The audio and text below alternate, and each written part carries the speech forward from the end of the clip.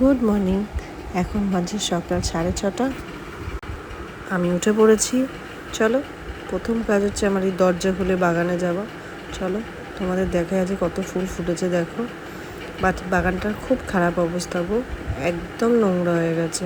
আমি একদিকটা পরিষ্কার করেছি, এই দিকটা পরিষ্কার করা হয়নি। খুব আজকে দেখো আমার বাগানে প্রথম ফুল ফুলেছে, আর ওই গাছ ভর্তি কাগজি লেবু।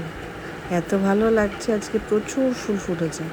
ঠাকুরের আসনে যখন দিই না, এত মনটা ভালো লাগে। তোমাদের আগেও বলেছি, নানান রকমের ফুল ফুটেছে। চলো আর সময় না করে এবার বাচ্চাদের টিফিন রেডি করি। আজকে করব পনির, চিলি পনির করে দেবো। তো প্রথমেই আমি রেড কাউয়ের পনির নিয়েছি। আমি রেড কাউয়ের পনিরটাই ব্যবহার করি। পনিরটাকে ভিজিয়ে রেখেছি একটু গরম জলে, ততক্ষণ ওদের রুটিটা করে নিই। 3টে রুটি করব, বুনির একটা, চিনির একটা, চিনি একটা দুধ দিয়ে সকালবেলা রুটি খেয়ে যায়, তো সেইটা করে নেব। রুটিটা করে তারপর ততক্ষণ পনিরের আইটেমগুলো কেটে দিচ্ছে আমাকে, কেটে দিক।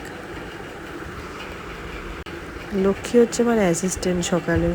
সকালে এসে আমি যেগুলো রান্না করি ও সেগুলো একটু কেটে কুটে দেয়। এখানে দুধও জাল দিয়ে দিচ্ছি, চিনি দুধ রুটি খেয়ে যাবে বললাম যেহেতু। চলো, রুটি শেখাও হয়ে গেছে, লক্ষ্মীর কাটাও হয়ে গেছে। এবার তোমাদের দেখাই কী করে পনিরটা রান্না করছি। পনিরের জন্য পনিরটা কেটে নিয়েছি কিউব করে, একটু রসুন কুচি, পেঁয়াজ কুচি, একটু ডার্ক সয়া সস আর একটু টমেটো সস। প্রথমেই কড়াইতে সাদা তেল দিয়ে পনিরগুলোকে একটু লাল লাল করে ভেজে নেবো। একদম কড়া ভাজবো না, সেমি ভাজবো, মানে একটু হালকা করে জাস্ট ব্রাউনিশ হবে, ভেজে তুলে নেব। তারপর ওই তেলের মধ্যেই একটুখানি তেল দিয়েছি, রসুন কুচি দিয়েছি, তারপর সঙ্গে সঙ্গে পেঁয়াজ কুচি দিয়ে দিয়েছি। এবার দুটোকে ভাজবো যতক্ষণ না একদম লাল লাল হয়ে যাচ্ছে। এবার এর মধ্যে একটু নুন, একটু সয়া সস, একটু টমেটো সস দেবো। দেওয়ার পর এবার সসটাকে একটু ভাজবো। এটা কিন্তু পুরো রেসিপিটাই হবে একদম অল্প আছে, নাহলে কিন্তু পেঁয়াজগুলো সসগুলো পুড়ে যাওয়ার সম্ভাবনা আছে। পুড়ে গেলে একদম তেতো তেতো খেতে হয়ে যাবে।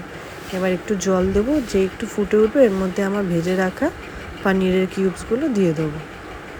দিয়ে এবার এটাকে হতে দেবো যতক্ষণ না একদম জলটা টেনে নিচ্ছে, একদম তেলটা ছাড়ছে যতক্ষণ, ততক্ষণ এটা কষবো। একদম হয়ে এসছে, তেল ছাড়া চালু করে দিয়েছে। এবার এর মধ্যে আমি দেবো হচ্ছে অরিগ্যানো, চিলি ফ্লেক্স আর সামান্য সাদা তেল গার্নিশিংয়ের জন্য দিয়ে এবার এটাকে নাড়াবো। দেখো জলটা একদম টেনে নিয়েছে, তেল ছেড়ে দিয়েছে। এই যে আমি অরিকারগুলো ব্যবহার করি।